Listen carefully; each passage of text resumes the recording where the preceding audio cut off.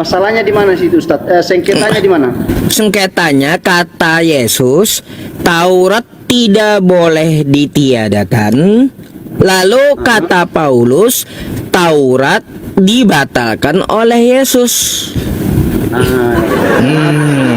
Saya harus jelaskan dulu. Mana Ini yang kan- betul kata Paulus dengan Yesus? Yesus tidak boleh ya, selama langit dan bumi ini ada, Taurat tuh kagak boleh ditiadakan, nggak boleh batal dia. Bahkan Yesus menggenapinya. Kata Paulus, Yesus telah membatalkan segala hukum Taurat. Bagaimana kabar berita Pak Ustadz? Nah, kabar berita itu lagi sengketa itu dari 2025 tahun yang lalu ya. Sengketanya sudah sampai di mana Pak Ustadz? Iya, enggak beres sampai sekarang Kristen ini. Ya, ajarannya sengketa dari dulu. Sengketa ya. Ada. Jadi sengketanya ada masalah sampai di mana? Sengketanya sampai di mana nih? Di ujung bumi mana? Iya, di ujung bumi kan menurut Bible kan gitu. Temenmu itu mana bang? Yang satunya tuh yang Pak Gondrong tuh. dia lagi Mana dia? dia lagi cuti itu di rumah, dia istirahat itu Pak. Oh, lagi cuti. Iya. Itu kenapa juga kameranya di plester? Bukan ini mungkin apa? Dah bagus. Ustaz. Gelap kali, buram. Mungkin apa ini faktor apa ini? Faktor U. Kalau orangnya faktor U kali ya, enggak juga ya. Iya, kira-kira apa tuh bang? Gimana dengan ini nih, dengan sengketa bumi datar, ujung langit, sampai sekarang sengketa ketuhanan, gak beres-beres. Kenapa? Saya heran loh bang. Apa ya, Kristen ini agamanya banyak masalah kali gitu. Iya. Pak Ustadz, mau bertanya saya kan, Pak Ustadz ini menampilkan judul ini mau bertanya ini sengketanya di mana gitu? Banyak Bisa sengketa ketuhanan. Salah satunya. Bersengketanya di mana? Maksudnya apakah bersengketa ke pihak siapa dia bersengketa kan? Bersengketa ini Ustadz harus ada pihak yang disengketakan, ada pihak yang membuat sesuatu itu jadi sengketa.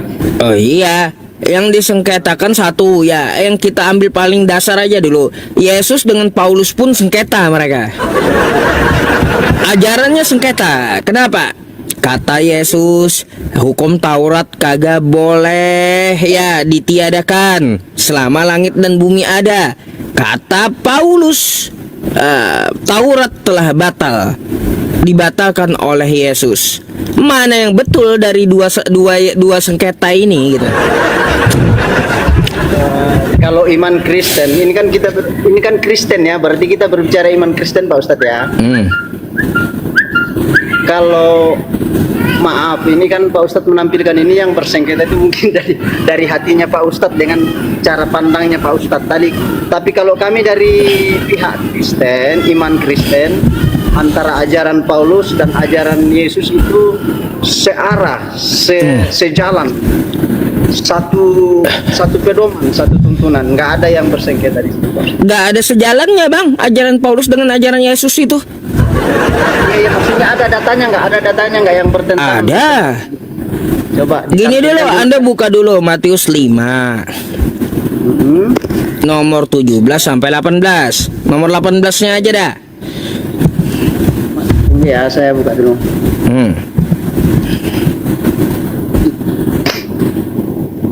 Matius 5 ayat 17 ya Pak Ustadz ya. Ya 5, 18 boleh juga, 17 boleh juga. Baik. 17, 18. Nggak apa-apa, kamera saya agak buram sedikit ya. Yang penting cara berpikir saya, hati saya nggak buram ya Pak Ustadz ya. Oke, lanjut.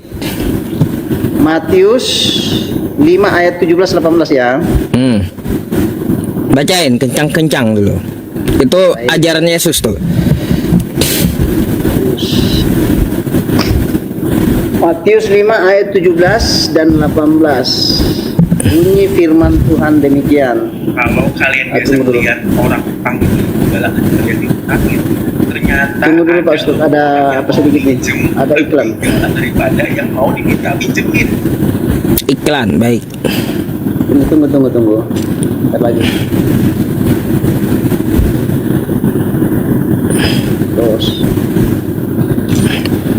5 ayat 17 dan 18 saya bacakan ya.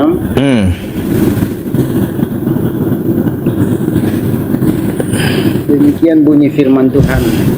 Janganlah kamu menyangka bahwa aku datang untuk meniadakan hukum Taurat Oke. atau kitab para nabi. Aku datang bukan untuk meniadakannya, melainkan untuk Menggenapinya. Lanjut.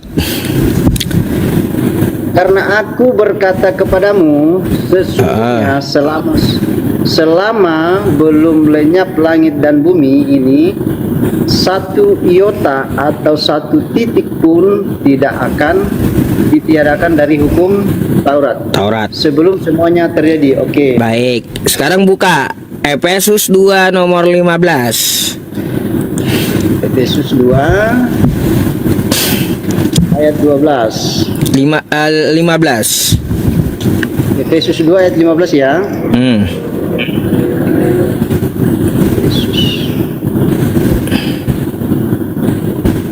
Efesus 2 ayat 15.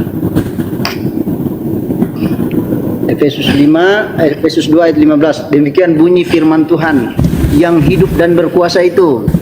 Sebab dengan matinya sebagai manusia ia telah membatalkan hukum Taurat. Nah, itu kata Paulus. Apa dulu, jangan dipotong dulu Pak Ustadz ya, biar kita enggak salah tangkap, kita enggak salah paham, kita enggak paham, kita enggak salah ya, karena ayat Alkitab itu enggak boleh dipotong-potong, enggak boleh dicomot-comot. Saya ulang Pak Ustadz. Sebab dengan matinya Yesus di situ sebagai manusia, ia telah membatalkan hukum Taurat dengan segala perintah dan ketentuannya untuk menciptakan keduanya menjadi satu manusia baru di dalam dirinya, dan dengan itu mengadakan damai sejahtera. Masalahnya di mana sih itu Ustaz? Sengketanya di mana? Sengketanya kata Yesus, Taurat tidak boleh ditiadakan. Lalu kata Paulus, Taurat dibatalkan oleh Yesus. Saya harus jelaskan dulu. Mana Ini yang kan betul kata Paulus dengan Yesus? Yesus tidak boleh ya, selama langit dan bumi ini ada, Taurat tuh kagak boleh ditiadakan, nggak boleh batal dia. Bahkan Yesus menggenapinya. Kata Paulus, Yesus telah membatalkan segala hukum Taurat.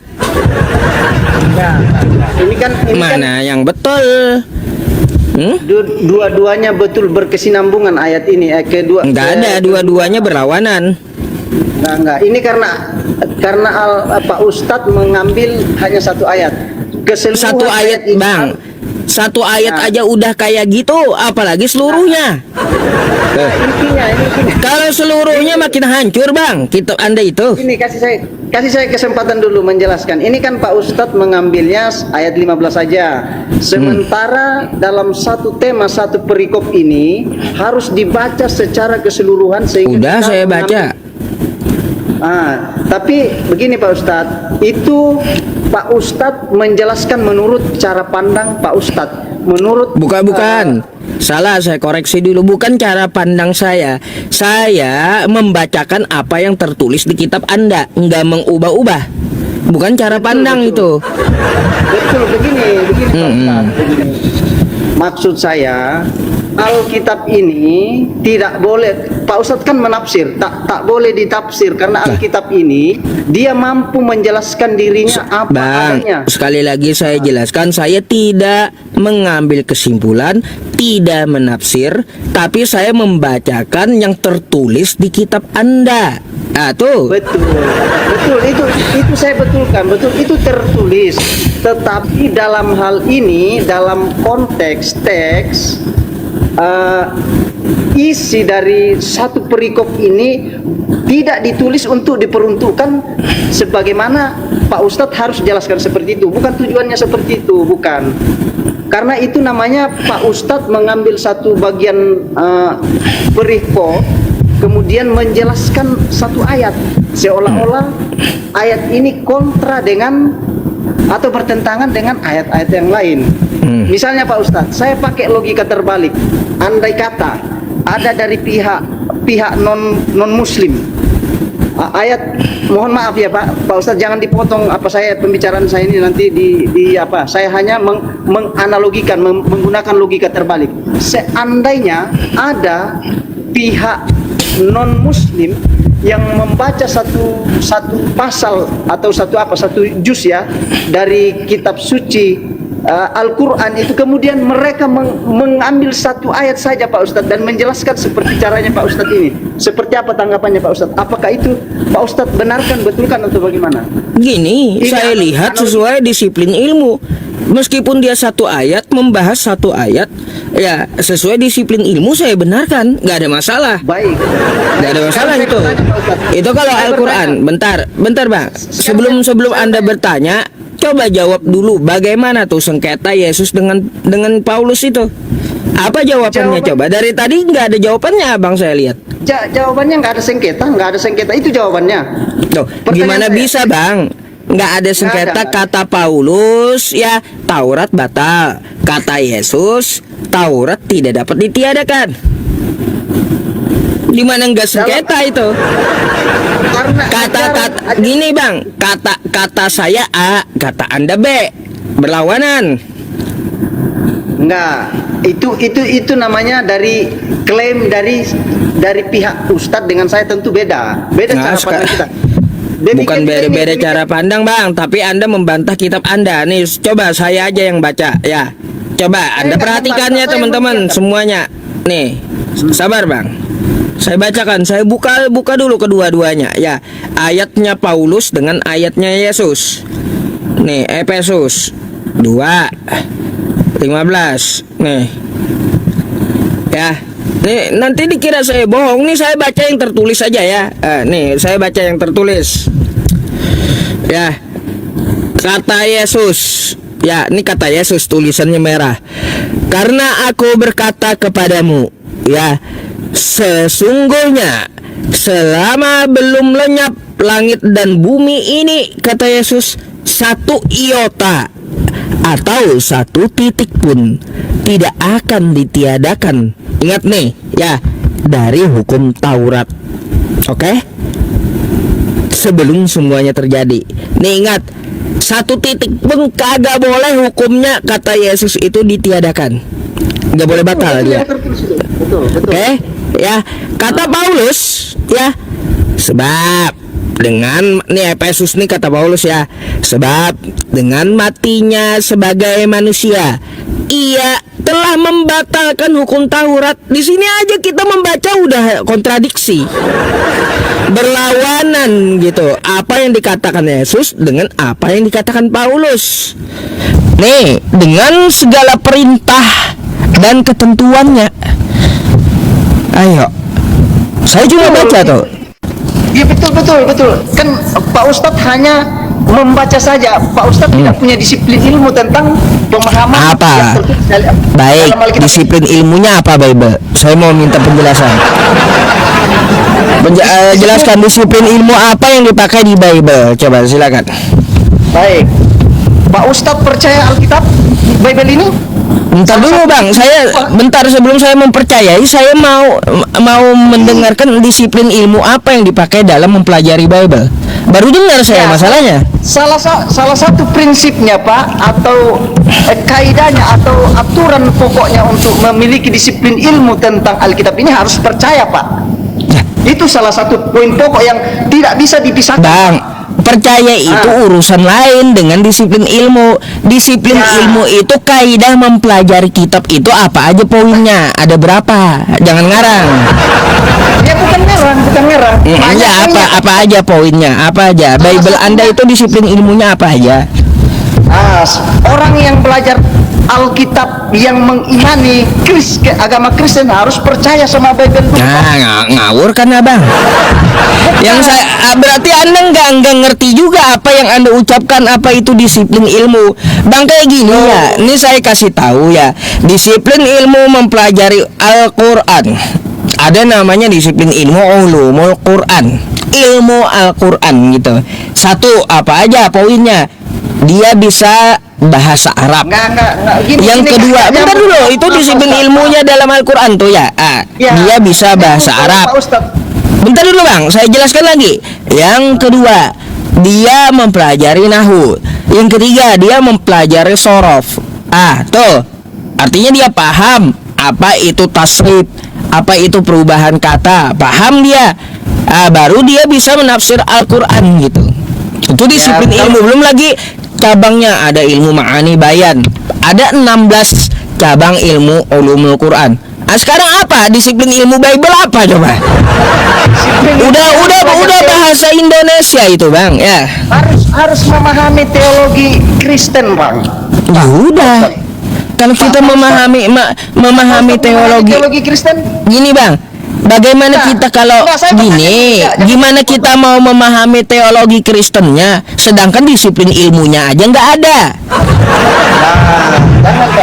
Udah dibilang gimana kita mau memahami teologinya, sedangkan disiplin ilmunya aja nggak ada dalam mempelajari Bible itu. itu Gimana, namanya Bang? klaim sepihak. Itu namanya Pak Ustadz mengklaim sepihak. Ya udah, bukan mengklaim sepihak. Coba Anda bisa nggak jelaskan apa disiplin ilmu dalam mempelajari Bible agar kita teologinya paham? Ya salah satunya teologi itu harus tahu, harus paham teologi. Nggak ngerti rupanya. Bang, teologi itu doktrin dari kekristenan yang ada di Bible, itu teologi. Ya salah satunya. Ya sudah, itu harus agar kita memahami teologinya itu apa disiplin ilmunya. disiplin ilmunya, yaitu salah satu memahami teologi Kristen harus tahu Waduh. asal katanya, bahasanya, bahasa Asal kata, baik, asal kata dan bahasa. Tuh poin, Ya. salah satunya poin kan kayak gitu. Anda buka Matius 5 nomor 18, asal kata dan bahasanya, coba. Sekarang gini, Pak Ustadz melebar, jangan kita. Bukan melebar, Anda kan nyebutin poinnya itu. Ya. Kok saya yang dibilang melebar, kata Anda poin pertama memahami asal kata ya dan bahasanya. Sekarang Anda buka Matius 5 nomor 18 dengan Efesus 2 nomor 15 tuh. Kayak gimana asal katanya? Sudah saya kitab tadi sudah. Yang saya naik Itu yang Anda baca itu bukan asal kata, Bang, terjemahan itu. terjemahan. Ya betul. Terjemahan ini kan Alkitab ini ditulis dalam dua bahasa, Ibrani dan Yunani. Sementara saya naik bukan membahas tentang bahasanya, asal bahasanya bukan. Ini juga. Oh ya udah, berarti nggak ada bantahan, memang adu mekanik berarti Yesus dengan Paulus. Itu klaim. Itu namanya Bukan klaim, kosong. karena ada bang. Kalau Anda buka bahasa Ibraninya dan Yunaninya, bila Anda paham, itu bakal bertabrakan apa yang dimaksud Yesus dengan dimaksud Paulus. Coba satu hal saja, tuduhan Paulus itu bisa nggak dibuktikan? Ini aja dijelaskan yang judulnya. Saya sudah paham maksudnya, poinnya Pak Ustadz. Kalau kita Udah, itu penjelasan saya aja. Kristen ajaran sengketa, salah satunya saya contohkan sengketa Paulus dengan Yesus. bukan sengketa itu bukan sengketa karena apa kan itu enggak boleh. Itu bukan kesimpulan saya yang tertulis di kitab Anda. Udah saya bilang, ya udah coba Anda jelaskan gimana penjelasannya. Kata Yesus, satu titik dari Taurat tidak boleh ditiadakan selama langit dan bumi ada. Kata Paulus, segala hukum Taurat telah batal. Kayak gimana? Ayo. Pak Ustadz paham nggak itu? Segala hukum Taurat dibatal itu bukan berarti meniadakan. Artinya Baik. yang Terus? dimaksud di sini Pak Ustadz, hukum Taurat itu tidak ada satu manusia pun yang mampu untuk mengikutinya 100%. Dengan matinya Yesus di atas kayu salib, maka hukum Taurat itu telah digenapi di dalam segala sesuatu yang Yesus kerjakan. Baik. Pertanyaannya Itu gini. poinnya, Pak Ustadz. Poinnya seperti itu, pertanyaannya gini. Mana ucapan Yesus ya, ketika aku mati di tiang salib Taurat batal? Silakan. Mana ayatnya? Ya tidak ada. Tidak Enggak ada, berarti asumsi penjelasan Anda. Aduh. Makanya Bang, ya kalau Anda menjelaskan itu usahakan pakai ayat. Kalau kata Yesus, ya kata Yesus tidak batal, kata Paulus batal. Dengan matinya Yesus di tiang salib, ia membatalkan hukum Taurat. Harus ada dong pengakuan dari Yesusnya. Ketika aku mati di tiang salib, kata Yesus, maka segala hukum Taurat batal. Harus ada. Ya. Jangan asumsi. Itu masalah. Itu persoalannya, itu masalahnya di Pak Ustadz. Karena Pak Ustadz mencoba memaksakan sesuatu yang ada di pikiran Pak Ustadz untuk dicocokkan dengan yang ada di Alkitab kami. Nggak bisa. Nggak bisa Bang. Ya ajaran Yesus mau diobrak-abrik Paulus tanpa bukti. Nggak bisa. Nggak bisa. Karena Ya Pak nggak Ustadz bisa, pertama- memang nggak bisa. Pak Ustadz pertama gini Pak Ustadz. Gantian kita ngomong Pak Ustadz. Maaf ya Pak Mm-mm. Ustadz.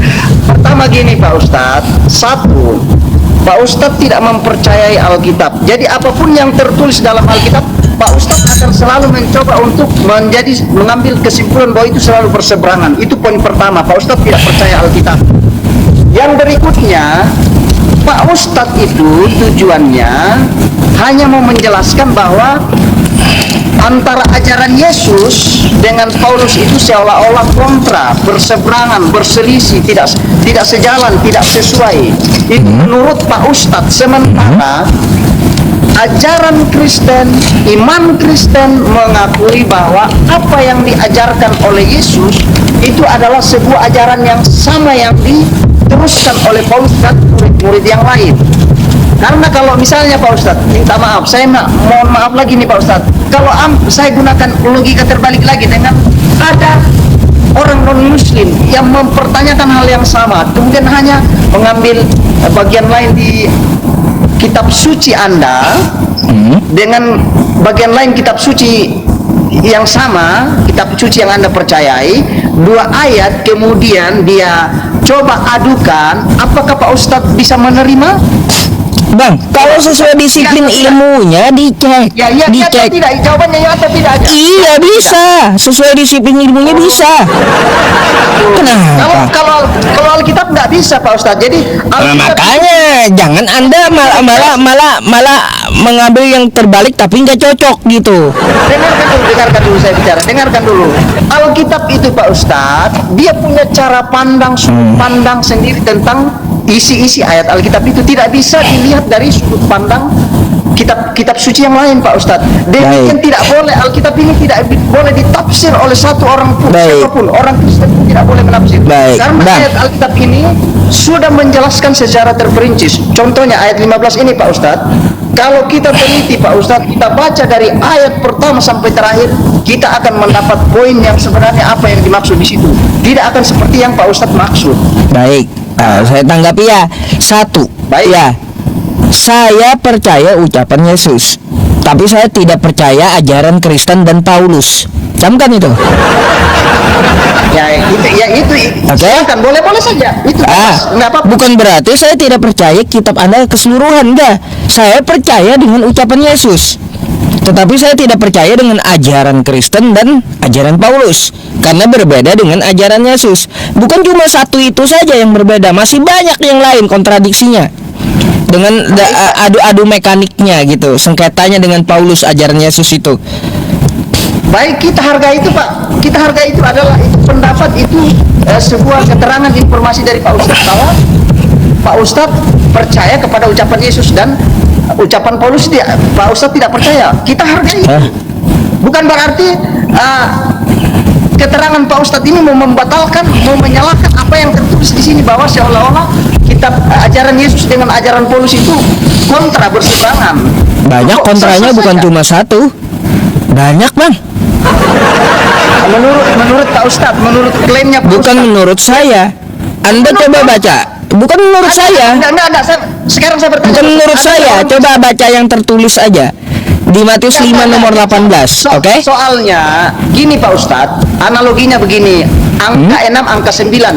Pak Ustadz melihat dari sudut pandang angka 9, sementara saya melihat dari sudut pandang angka 6. Enggak. Soalnya di situ. Jadi, Saya nggak melihat dari sudut pandang apapun, saya hanya membaca yang tertulis. Paham? Nah, tuh, pahami dulu di situ.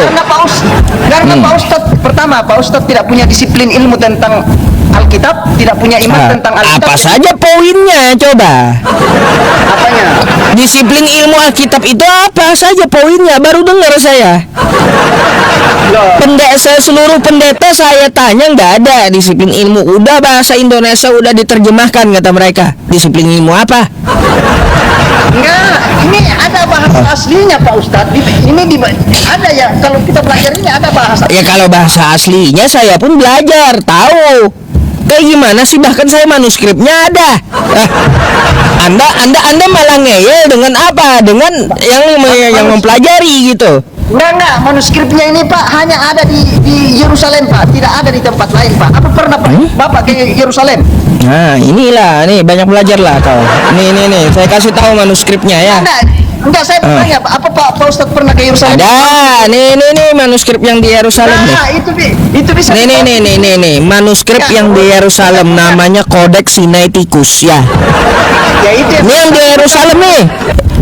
Satu Kodeks Sinaiticus, satu Kodeks Vatikanus. Ya, ini yang di Yerusalem nih. Itu digital itu yang digital. Iya, udah didigitalkan. Kalau Anda ke Yerusalem sama isinya nih. Beda lah. Nah, ini bahasa kitab asli Anda tuh ya. Bukan aslinya. Iya, ini aslinya bahasa Yunaninya. Bukan. Itu digitalnya yang Ini digitalnya yang di Yerusalem. Kalau Anda ke Yerusalem, Anda akan temui kitab Anda yang seperti ini, paham? Enggak, itu di HP-nya Pak Ustadz. Ah, nih, kitab Anda seperti ini akan Anda temui di Yerusalem. Karena apa? Seluruh dunia induknya ke sini, ya. Paham? Enggak, kalau seluruh dunia kitab Anda induknya bahasa aslinya ke sini. Nanti diterjemahkan ke bahasa Indonesia. Nih yang di Yerusalem. Apanya? Enggak, saya tanya Pak Ustadz ke Yerusalem ambil itu enggak atau dari HP?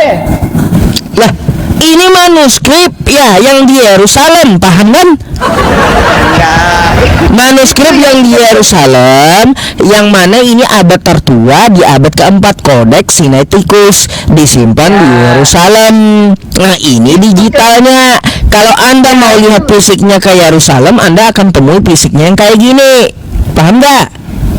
Itu tetap apapun yang Pak Ustadz ucapkan itu adalah hanya tulisan. Berarti Anda nggak percaya rujukan Kristen seluruh dunia nih? Bukan tidak percaya. Ya udah, kalau Anda mau membuktikan, Anda yang ke Yerusalem, sama nggak yang saya tunjukkan? Enggak, Pak Ustadz yang tadi bilang saya punya manuskripnya, makanya. Ya iya, ini manuskripnya. Manuskripnya ini dari situs Kristen sendiri. Itu situs dalam bacaan. Iya, situsnya kan mereka ngambil dari terjaga di sana. Nih, mereka ngambil dari Yerusalem. Nih yang disimpan di Yerusalem, dijadikan digital. Ya, makanya diterjemahkan tuh kitab Anda. Yohanes bab 1 ayat 1. Perpustakaannya ada tuh ya. Saya persalahkan. Nih, apalagi yang Anda mau? Nih, bahasa Yunaninya ada. Jangan dipotong Pak Ustadz, biar enak diskusi kita. Dan tadi Pak Ustadz saya bilang Pak Ustadz tidak punya disiplin ilmu, tidak punya ini dengan Alkitab. Oke. Ya, kemudian Pak Ustadz bilang saya punya manuskrip. Nah, manuskrip itu saya paham, saya mengerti bahwa manuskrip itu tersimpan, diamankan di sana di jalan. Lalu ini apa namanya? Saya mau tanya, ini apa namanya? Ini apa namanya yang di dalam digital nih yang ditemukan nih? Tulisan yang sama, tapi itu boleh saya katakan. Iya, ini bukan manuskrip kitab Anda? Itu fotokopi yang dalam fotokopi. Makanya satu, kalau mau diskusi itu jujur dulu gitu. Apanya yang fotokopi ini adalah lampiran asli yang disimpan di Yerusalem. Kodeknya kodeks Sinaiticus, dijadikan digital ya. Ada. Nih. Kalau Anda mau lihat naskahnya ya. Tuh naskah ada tuh. Digitalnya aja.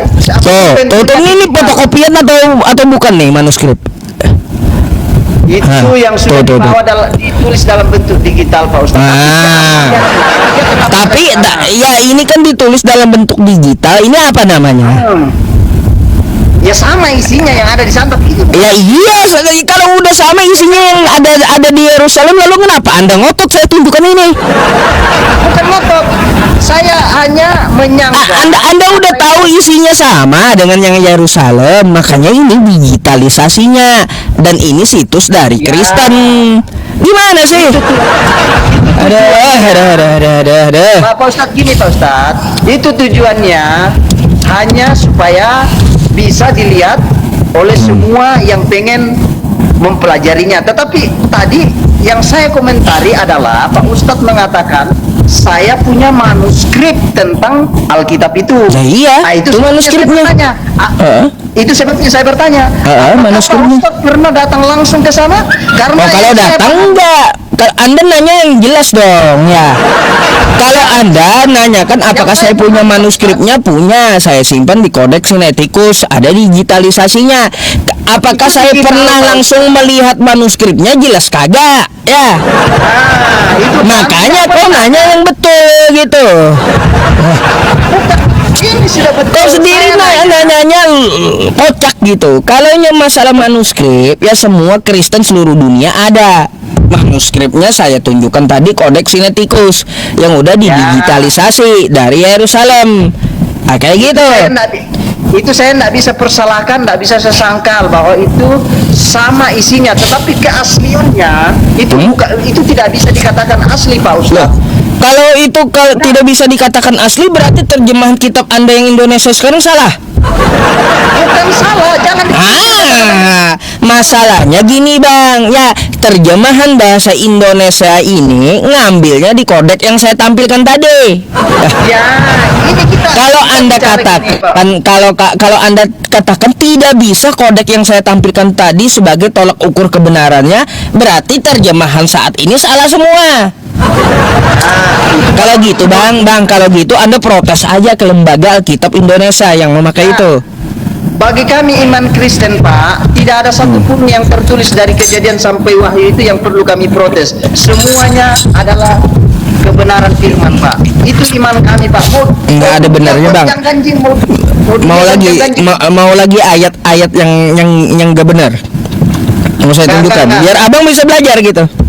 Enggak, saya enggak. Masalah iman saya Pak Ustadz, mohon maaf Pak Ustadz, iman saya mau dunia langit bumi roh. Ya udah, kalau gitu saya nanya satu hal. Oke. Saya nanya satu hal tentang ini. Silakan Pak Ustadz. Nih Anda buka Matius 27 nomor 52. Oke? Nih, Matius. Mari kita buka. Kita baca. Matius 27 nomor 52. Tunggu saya ini dulu. Matius berapa Pak Ustadz? 27 nomor 52. Oh, 27 ayat 52.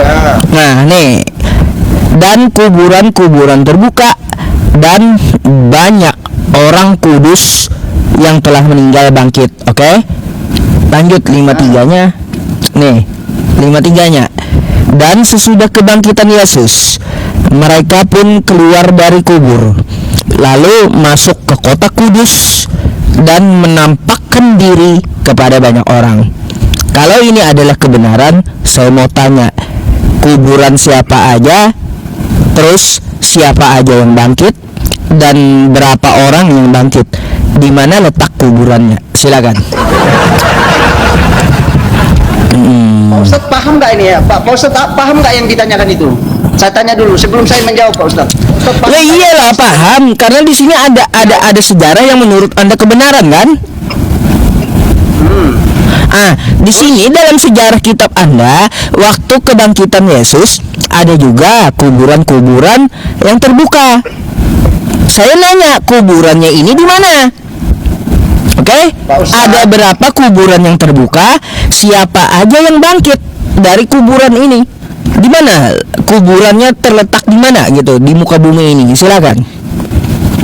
Ini berbicara Pak Ustadz yang ayat ini, tapi semestinya, seyogianya, seharusnya Pak Ustadz kita baca secara utuh ayat biar kita. Gak apa-apa bang, kalau anda mau baca semuanya nggak apa-apa. Saya udah baca masalahnya perikopnya tentang waktu kejadian Yesus di ini, Yesus disalib. Kalau berbicara Alkitab ini saya udah berulang kali dari kejadian sampai wahyu selesai saya baca Pak. Coba, silakan. Saya cuma nanya simpel. Kuburannya ada berapa yang terbuka? Terus yang bangkit ada berapa? Siapa saja yang bangkit? Dan di muka bumi ini di mana letak kuburan yang terbuka itu? Coba silakan buktikan kalau ini adalah kebenaran. Silakan. Karena Pak Ustadz bertanya simpel, saya pun akan menjawab simpel. Yang dimaksud dari sini Pak Ustadz adalah kuburan siapa saja adalah semua orang yang mati yang percaya di dalam Yesus, itulah yang dimaksud di situ Pak. Namanya? Ya nama saya, boleh nama saya Araf itu, nama saya yang lain. Waduh, bang baca dulu itu sejarah ketika Yesus itu bangkit, waktu Yesus disalib, waktu Yesus bangkit, di situ ada kuburan yang terbuka. Apa hubungannya dengan Anda? Nyambung bang. Pak Ustadz, gini Pak Ustadz. Pak Ustadz nggak boleh mengajari bebek berenang, mengajari ikan berenang. Coba kalau Anda bebek berenang ya, kalau betul ya Anda bisa berenang, coba carikan sejarahnya. Ngapain Pak Ustadz mau butuh sejarah seperti itu? Ini nggak bisa dibuktikan, katanya kebenaran semua. Aduh, bang. Jadi klaim Anda dari kejadian sampai wahyu tidak dapat dipermasalahkan karena semua kebenaran. Satu aja saya tunjukkan udah nggak benar gitu. Gimana? Anda klaim Anda seperti itu terbantahkan gitu. Saya cuma nanya satu gitu. Masalahnya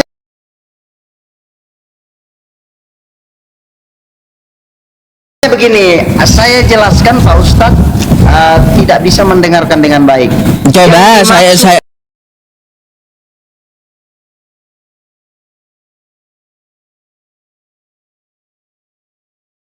saya bertanya tadi hanya empat hal gitu. Coba dijelaskan gitu. Di mana letaknya?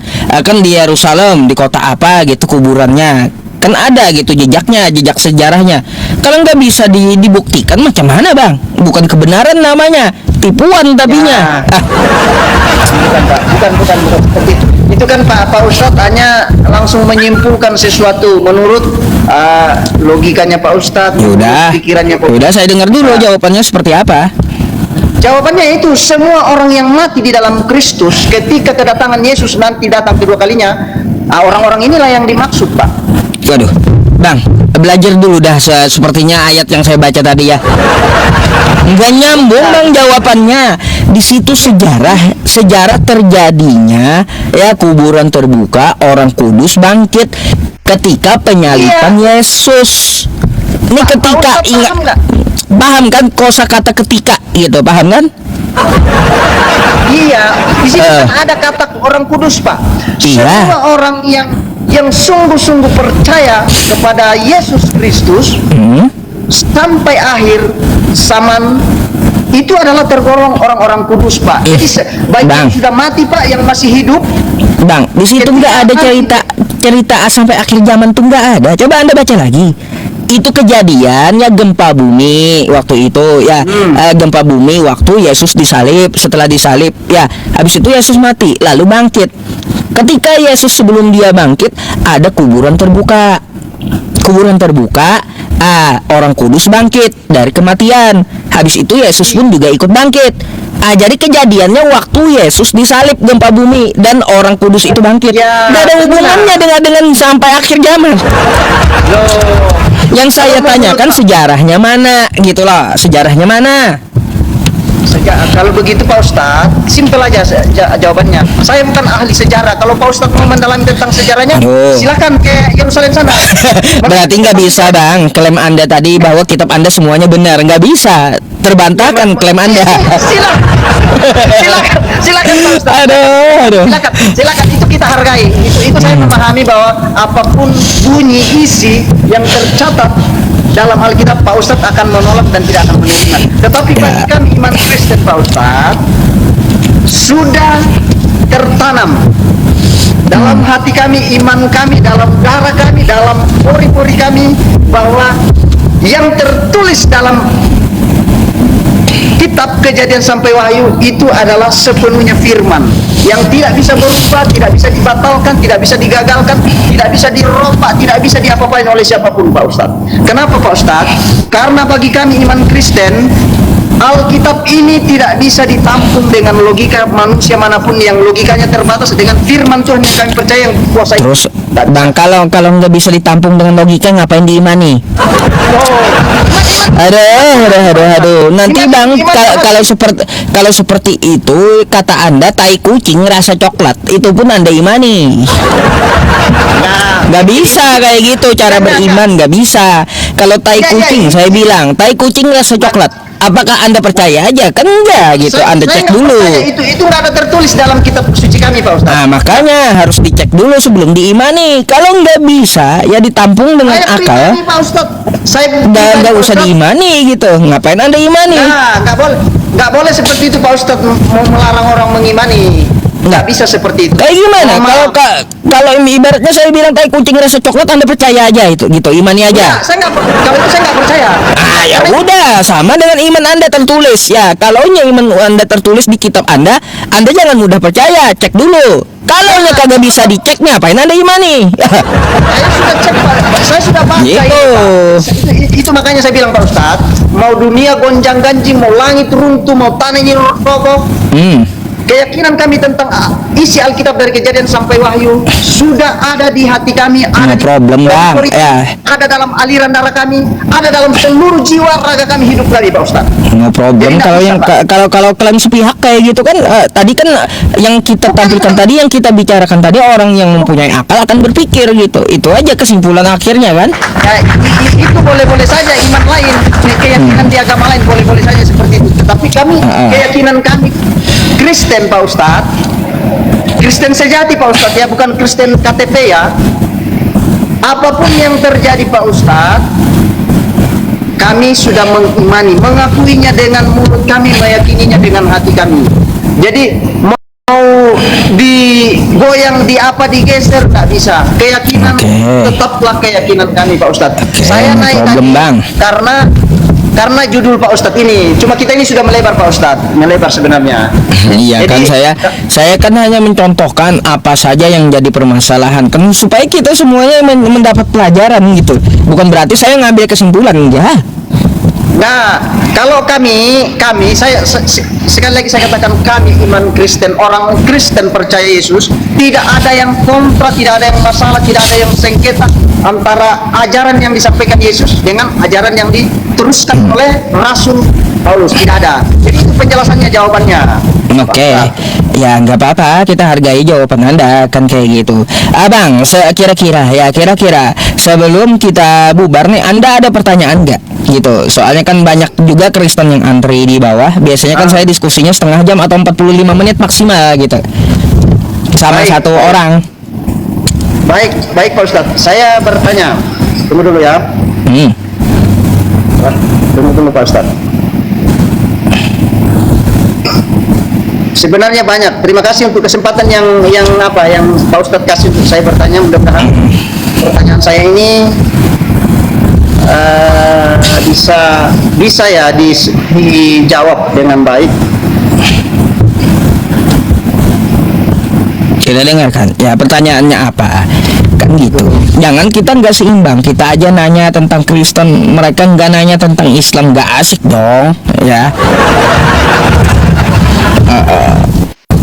Tunggu Pak Ustadz, saya apa?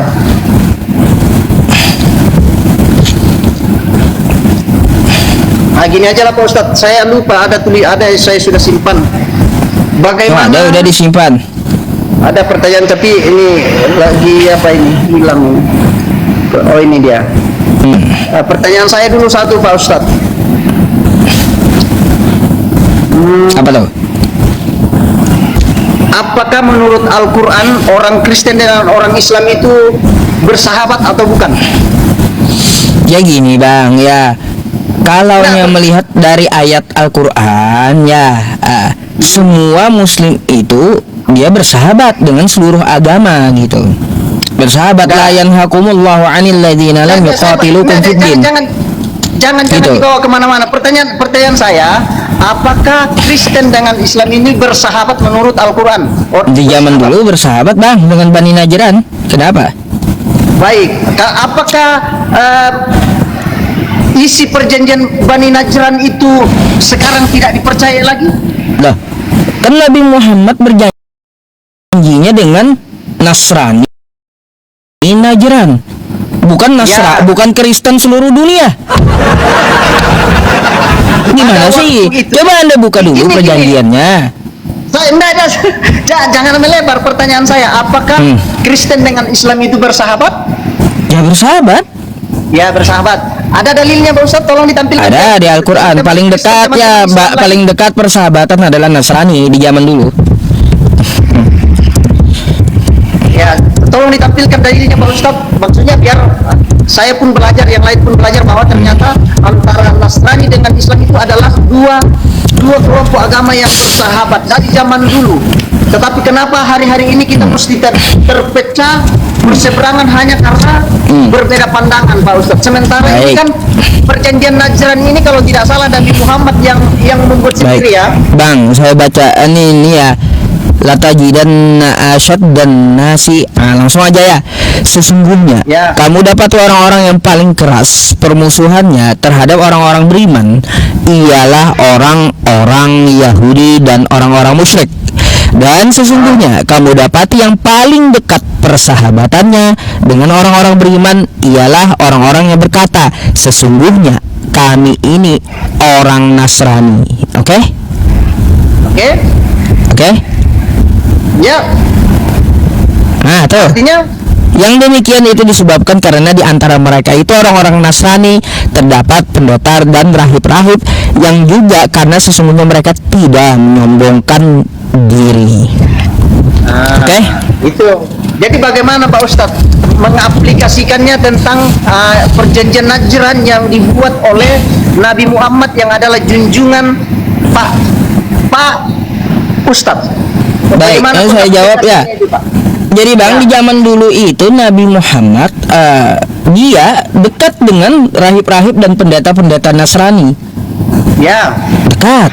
Lalu sampai Nabi Muhammad karena toleransinya, Nabi Muhammad itu menjaga pihak Nasrani gitu. Sampai bikin perjanjian tidak mengusir Nasrani dan juga tidak merusak gereja-gereja mereka. ya. Tuh, sekarang Nasrani Najran udah ada. Udah habis, masuk Islam semua. Enggak. Masih ada Pak. Terus juga Nasrani ya, Nasrani di zaman dulu bang ya beda dengan Kristen, beda. Karena apa? Tidak ada Kristen di tanah Arab, yang ada cuma Nasrani. Perjanjian itu bukan untuk Kristen seluruh dunia, tapi perjanjian kepada Bani Najran dari Nabi kami. Gitu, baca perjanjiannya. Itu ada nggak tertulis tadi hanya khusus untuk Bani Najran aja? Nah, coba perjanjian nih saya bukakan ya perjanjiannya. Enggak, bunyinya tadi yang menyebut hanya golongan Najran aja. Nasrani yang dimaksud Bani Najran karena Nasrani satu-satunya di Arab Selatan, Bani Najran. Gak ada Nasrani yang lain bang. Nah, itu kan zaman dulu, artinya bukan berarti hanya berlaku pada zaman itu. Seluruh Najran kalau tidak salah ya Pak ya, sampai akhir zaman Pak. Saya pernah mendengar khotbahnya bapaknya Ibu Najwa Shihab. Nah, Najwa Shihab itu bahwa Nabi Muhammad itu tetap memberikan toleransi atau persahabatan terhadap seluruh kaum Nasrani sampai akhir zaman, Pak. Nah, kalau tidak salah saya pernah mendengar itu ya. Ngarang itu. Saya lupa datanya. Saya lupa Nih ya, datanya, Pak. nih saya kasih ya. Nih isi surat ya. Nih isi surat perjanjian nih ya, perjanjian Rasulullah Ya. SAW dengan kaum Nasrani Najran sebagai berikut. Bagi para penganut agama Nasrani, bila mereka memerlukan sesuatu untuk perbaikan tempat ibadah mereka Yes. atau suatu kepentingan mereka dan agama mereka, oke? Ini khusus Nasrani. Bila mereka membutuhkan bantuan dari Muslim, maka hendaklah mereka dibantu, dan bantuan itu bukan merupakan utang yang dibebankan kepada mereka, tetapi dukungan untuk mereka demi kemaslahatan agama mereka serta pemenuhan janji Rasulullah ya kepada mereka dan anugerah dari Allah dan Rasulnya untuk mereka. Oke? Tuh. Oke. Tidak boleh seorang Nasrani dipaksa untuk memeluk agama Islam. Ya, ini perjanjiannya. Janganlah mendebat orang-orang Yahudi dan Nasrani yang berselisih pendapat denganmu, kecuali dengan cara yang paling baik. Makanya kan Nabi Muhammad pernah tuh dia berdebat dengan pendeta Nasrani. Makanya ada Quran surah Ali Imran ayat 59, kecuali dengan orang-orang yang melampaui batas. Dan katakan, kami percaya dengan apa yang diturunkan kepada kalian, Taurat dan Injil. Tuhan kami dan Tuhan kamu adalah satu, dan kami, mana dia? Kemana dia? Dan kami hanya tunduk kepadanya semata.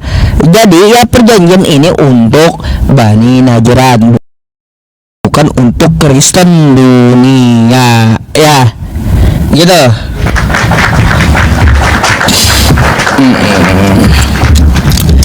Apa beda Nasrani dengan Kristen? Beda ya teman-teman.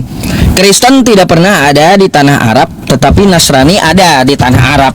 Nasrani itu adalah orang-orang dari keturunan Yakub, dan dia adalah ahli kitab. Ya, Nasrani itu menjalankan hukum Taurat. Nasrani wajib bersunat. Nasrani dia juga mengharamkan babi. Ya, terus Nasrani itu ada beberapa sekte. Ada sekte Maryamisme yang menuhankan ibunya Nabi Isa, dan ada juga yang cuma menuhankan Nabi Isa, dan ada juga yang berpaham Tritunggal, seperti Kristen gitu. Nasrani. Jadi apa bedanya dengan Kristen? Kristen itu adalah Bani Asia ya, di luar keturunan Yakub. Sedangkan Nasrani adalah keturunan Yakub. Anda bisa melihat hal ini dijelaskan di dalam Tarbiyah Imam Asy-Syafi'i di jilid ketiga. Oke? Tuh. Apa itu ahli kitab?